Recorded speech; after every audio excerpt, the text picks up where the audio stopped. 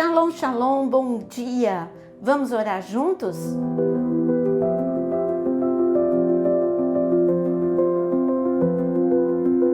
Muitas vezes você pensa, só a poeira na minha casa é que eu preciso tirar, eu preciso limpar a minha casa? Claro que sim, mas e uma limpeza no reino espiritual? Você não precisa?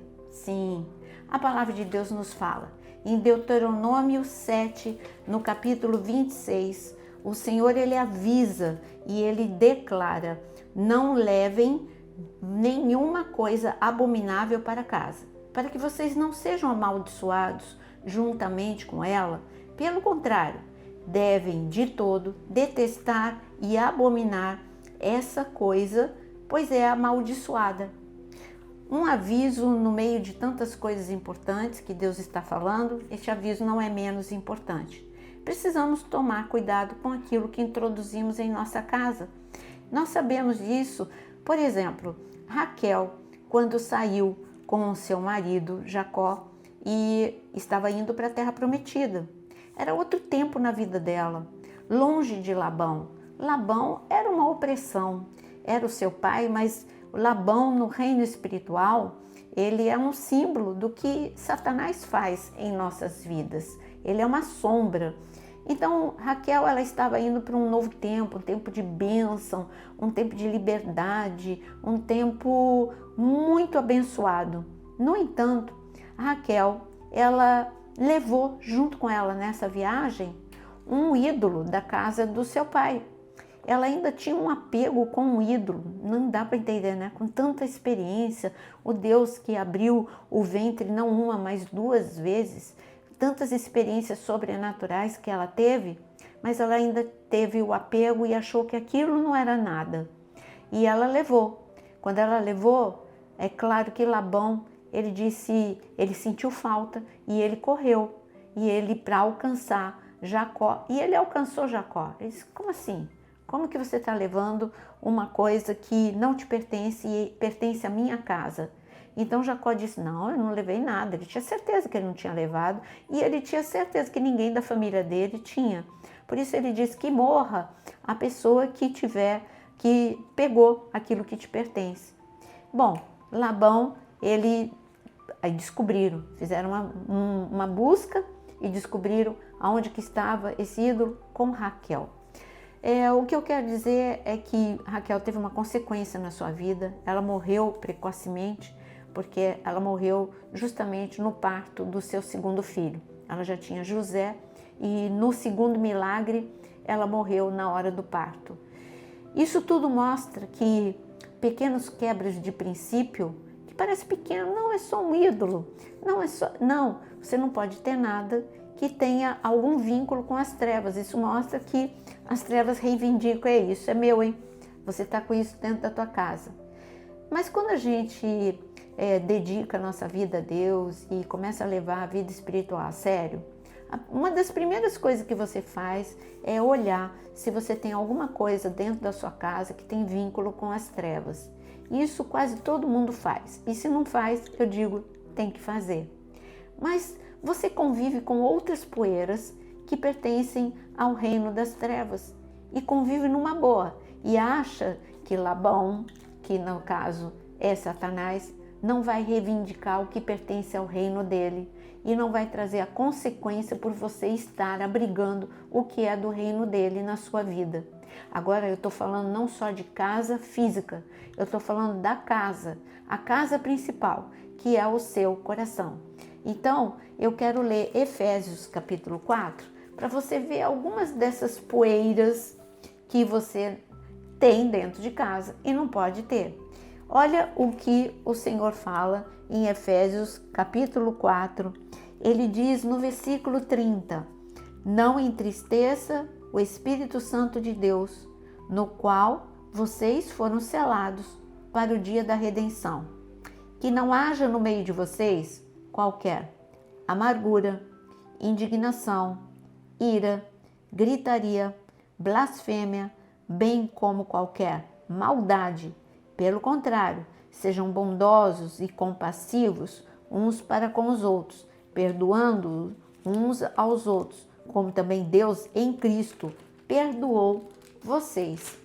Veja, o capítulo 4, e é no capítulo 4 que ele fala, não deis lugar ao diabo. Aqui está mostrando que, assim como Labão alcançou a vida de Raquel, porque ela estava levando algo que pertencia ao seu reino, o Senhor está mostrando aqui para gente que conviver com isto que foi enumerado, e nós vamos falar melhor, também é você permitir, você está dando lugar para o diabo. Lugar aonde? No teu coração, na tua vida. É a poeira do inferno que está entrando.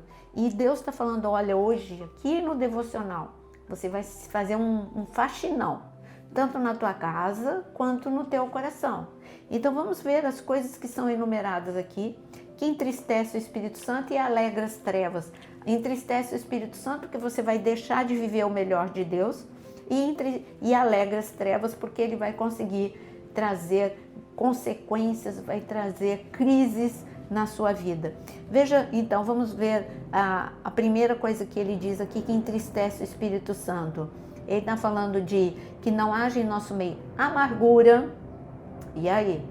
Amargura, indignação. A indignação todo mundo se sente indignado, mas a partir do momento que você se sente indignado e quer fazer justiça com a tua própria mão, esse é o problema.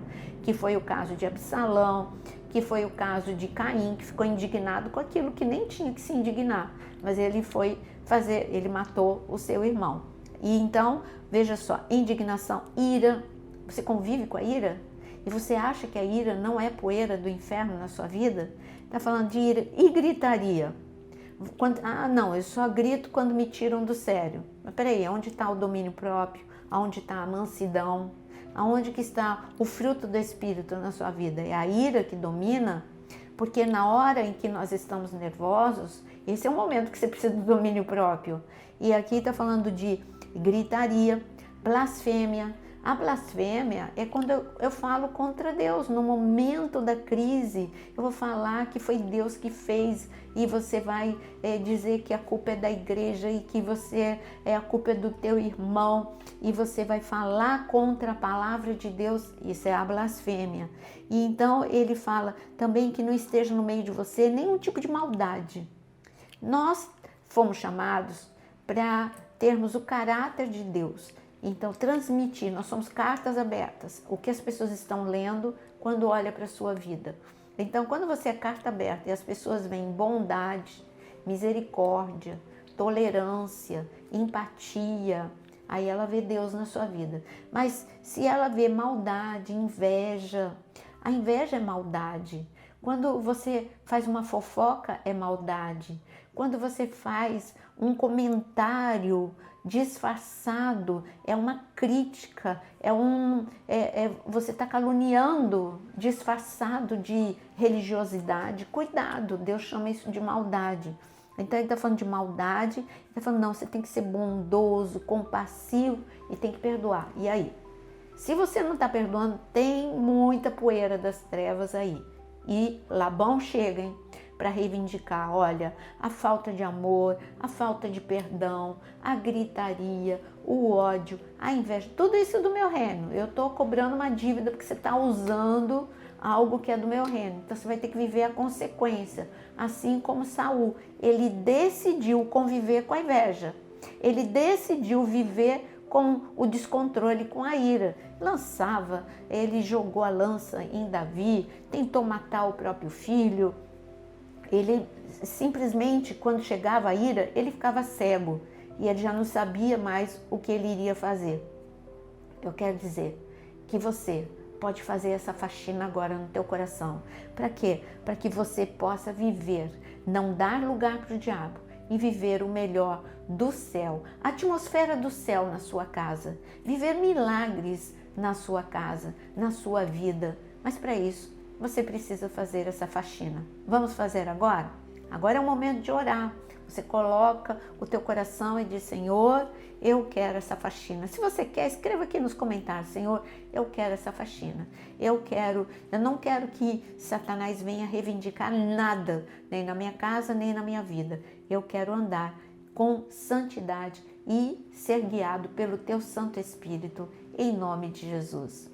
Senhor, hoje é o dia que o Senhor fez, nos alegramos nele e pedimos agora, Senhor, que a Tua faxina, Espírito Santo de Deus, seja feito não só na nossa casa, mas em cada coração, o pensamento, Senhor, a mente, as emoções, o nosso falar, o nosso agir, que tudo possa passar agora pelo Teu crivo e que haja limpeza, haja arrependimento, em nome de Jesus. Muitas vezes só chegamos até o Senhor para fazer uma lista de pedidos, mas hoje chegamos até a Tua presença para pedir que o Senhor nos lave, nos purifique, nos santifique, porque sem santificação não poderemos ver a Deus. Sem santificação não poderemos viver as maravilhas, os sinais que o Senhor tem para esta geração. Queremos viver o Teu melhor, por isso, Senhor, lava e limpa coração e mente, é o que eu peço em nome de Jesus.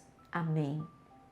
Viva os grandes milagres de Deus. O primeiro deles é ter uma vida totalmente consagrada. Você foi chamado para ser santo, separado para Deus. Que Deus te abençoe. Deixe o seu like e compartilhe com muitos.